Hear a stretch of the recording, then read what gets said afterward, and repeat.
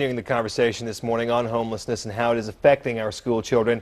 And Monisha Cherayil, that attorney we just saw from the Public Justice Center with Brian, she is with us this morning to continue this talk. Thank you and good morning. Morning. This is something that when you see a story like Angela's and her daughter as it plays out, what is the response many times you're receiving from those who might not attach this stereotype with homelessness? Shock. Shock and surprise. I think for many of us, when we think of a homeless person, we imagine an older adult maybe panhandling downtown. We don't think of children. But the reality is we've got more and more children who are going without a place to live. As Angela was talking about, she feels like this is affecting her daughter more and more, and a 5-year-old may not express themselves indirectly. It's more overt with what they're saying, they're thinking and feeling. How do you see this affecting children and the long-term effects it could have on down the road? Well, the most direct effects often are apparent in their education in school.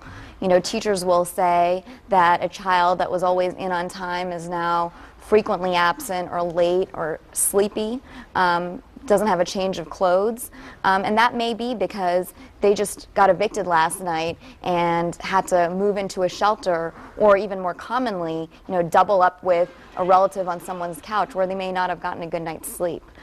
Not going to be able to do homework as well. So school is hard enough on its own. Getting a proper education, choosing to go to college, community college, whichever route you choose, beyond there going to work.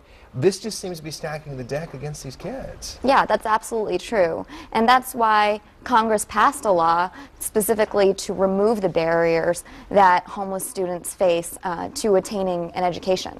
And in particular, they're looking at reducing the extent to which homeless students have to transfer schools with every move that they make throughout the year, which may happen several times. Now, this is not something that's just an urban problem. That's another stereotype many people may have a misconception about. This is something that's happening in the rural parts of the state as well. That's absolutely true. Over the past 3 years, we've seen nearly a 50% or more increase in identified homeless students across the state.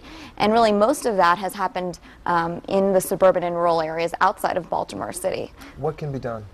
I mean, simply stated, for people who have questions, and I know that's such a broad-reaching question to ask what can be done because so many problems have to be addressed beforehand, but if anyone wants to help out and lend a hand, how can they do so? Right. Well, as was mentioned, school districts are really doing all they can to serve these kids, to keep them in the same school even as they're moving, to provide them with uniforms, school supplies, tutoring, so that they have a shot at academic success.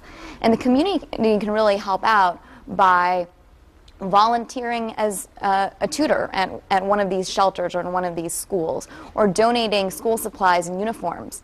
You know, it takes a little to make a child feel like they fit in when they actually can dress the same as everyone else.